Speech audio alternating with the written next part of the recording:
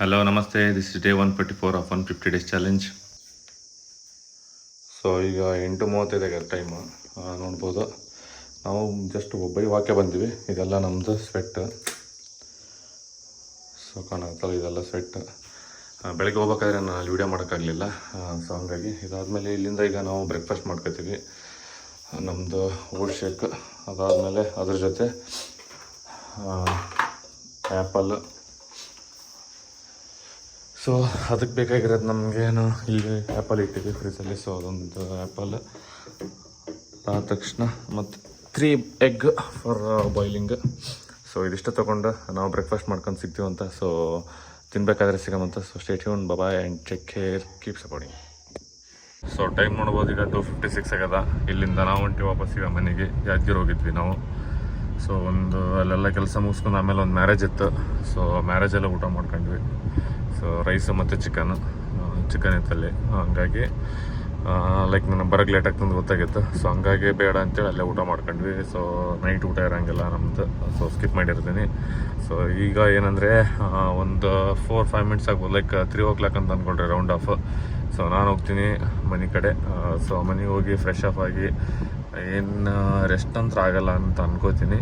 ಯಾಕಂದರೆ ಆಲ್ರೆಡಿ ನಾವು ಮತ್ತೆ 5ಗೆ ಹೋಗ್ಬೇಕಲ್ಲ. ಸೊ ಹಂಗಾಗಿ ಒಂದು 1.5 hour ಹಂಗೇನೋ ಇರುತ್ತೆ. ಸೊ 4 ಮತ್ತೆ ತಿಳಿದಿರ್ತದೆ. ಸೊ ನೋಡೋಣ ಏನು ಮಾಡ್ತೀನಿ ಅಂತ. Stay tune, bye and take care. I will see you soon. So 5:35 time ನಮ್ಮದು.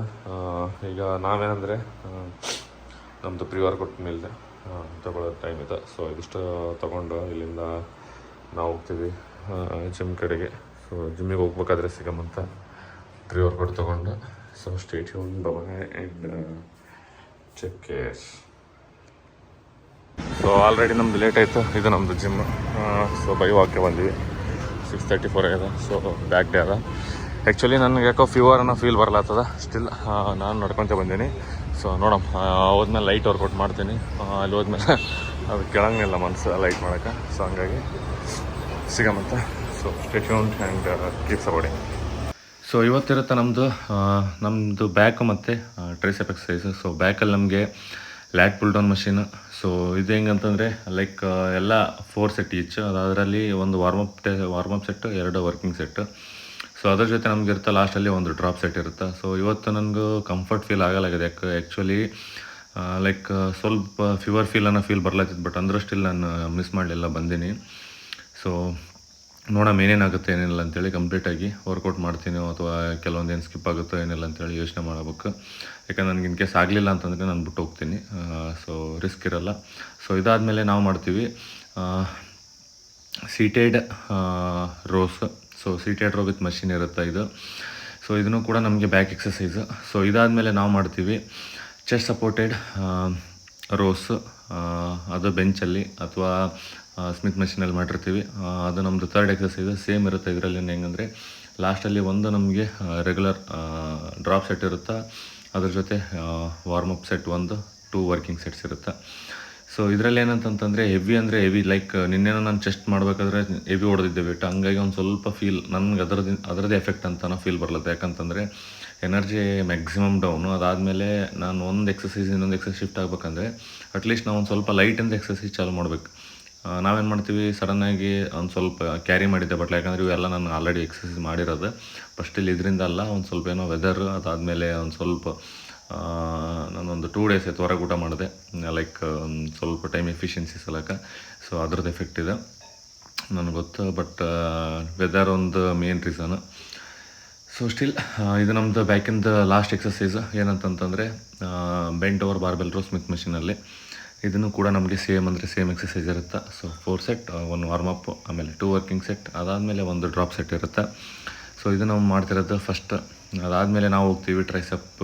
ಸೊ ಟ್ರೈಸೆಪ್ ಪುಷ್ ಡೌನ್ ಇರುತ್ತೆ. ಸೊ ಇದಾದಮೇಲೆ ನಾವು ಮಾಡ್ತೀವಿ tricep overhead extension. So overhead extension ಹೆಂಗಂತಂದರೆ ಸೇಮ್ ಇದು ಕೂಡ 4 ಬಟ್ 2 ತೊಗೊಂಡಿರ್ತೀವಿ ನಾವು ತೊಗೋದು ಎಕ್ಸಸೈಸ್. ಅದಾದಮೇಲೆ ನಾನು ಸ್ಕಿಪ್ ಮಾಡೀನಿ. ಸೊ 8-18 ನಿಮಿಷ ಆಲ್ರೆಡಿ ನಂದು ಇನ್ನೊಂದು ಎಕ್ಸಸೈಸ್ ಇತ್ತು. ಸೊ ಮಾಡೋಕ್ಕಾಗಲಿಲ್ಲ. ಯಾಕಂದರೆ ಆಲ್ರೆಡಿ ನಾನು ಮೆನ್ಷನ್ ಮಾಡ್ದಂಗೆ ಬರೋಲ್ಲ. So energy full heavy down. ಆಮೇಲೆ ಲೈಕ್ ಕೆಲಸ ಬರುತ್ತೆ ಹಾಗಾಗಿ ಸೊ ಗೋಯಿಂಗ್ ಬ್ಯಾಕ್ ಮತ್ತು ಸ್ಟೇಷನ್ ಒಂದು ಬರೋದಕ್ಕೆ. ಸೊ 9:08 ಆಗಲ್ಲ. ಜಸ್ಟ್ ಮನೆಗೆ ಹೋಗಿ ನಾವು ಬ್ಯಾಗ್ ಇಟ್ಟು ಬಂದೀವಿ ನನ್ನ ಜಿಮ್ಮಿಂದದೆಲ್ಲ. ಅದಾದಮೇಲೆ ಇಲ್ಲಿ ಗ್ರೌಂಡಲ್ಲೇ ವಾಕ್ ಮಾಡ್ಲಾಗ್ತೀನಿ. ಕರೆ ಅಂದರೆ ನನಗೆ heavy fever like already sense ಆಗ್ಲತ್ತದ. ಲೈಕ್ ನೈಟಿಗೆ ಊಟನಿಲ್ಲ, ಬಟ್ ಅದು ಸ್ವಲ್ಪ ರೆಸ್ಟ್ ಮಾಡ್ಬೇಕಂದ್ರೆ ಬಟ್ ನೋಡಮ್ಮ ವಾಕ್ ಮಾಡಿದ್ರೆ ಅಂತೇಳಿ ಬಂದೀನಿ. ಒಂದು ಎಕ್ಸಸೈಸ್ ಸ್ಕಿಪ್ ಮಾಡಿದ್ದೆ, ಸೊ ಅದು ಯಾವುದು ಏನಂತ ಕೇಳಿಸಿಂದ ಆಮೇಲೆ ಹೇಳಿರ್ತೀನಿ ಅದರಲ್ಲೇ. ಆ್ಯಕ್ಚುಲಿ ಫುಲ್ ಟಯರ್ಡ್ ಆಗತ್ತದ, ಬಟ್ ನೋಡಮ್ಮ ಎಷ್ಟೊತ್ತು ಮಾಡ್ತೀನಿ ಏನಿಲ್ಲ ವಾಕ್ ಮಾಡ್ಕೊಂಡು ಅದಾದಮೇಲೆ ಹೋಗಿ ರೆಸ್ಟ್ ಮಾಡ್ತೀನಿ ಮತ್ತೆ ವಾಪಸ್ಸು. ಸೊ ಅದು ಬಿಟ್ಟರೆ ಏನು ಮತ್ತೆ ವಾಪಸ್ ಏನಿರಲ್ಲ. ಮತ್ತು ನಾಳೆ ಬೆಳಗ್ಗೆ ಕೆಲಸ ಮುಗಿಸ್ಕೊಂಡು ಮತ್ತೆ ರೆಸ್ಟ್ ಮಾಡ್ತೀನಿ. ಸೊ ನೋಡಮ್ಮ ಏನಿರುತ್ತೆ ಏನಿಲ್ಲ ಅಂತ ಸಿಗಮ್ಮಂತ ಆಮೇಲೆ. So stay tune, bye and take care. So 9:45 time ನಮ್ಮದು. ಈಗ ನಾವಿಲ್ಲಿಂದ ನಮ್ಮದು ಕೆಮಿಕಲ್ ಸಕ್ಕರೆ ಮತ್ತು ಸಬ್ಜಾ ಇದನ್ನು ನೆನಿಟ್ಟು ಮಲ್ಕೊಳಕ್ಕೆ ಹೋಗ್ತೀವಿ. ಸೊ ಹೆವಿ ಅಂದರೆ ಹೆವಿ ಟೈರ್ಡ್ ಅಲ್ಲ, ಆಲ್ರೆಡಿ ನನಗೆ ಫೀವರ್ ಬಂದವು. I can't even talk.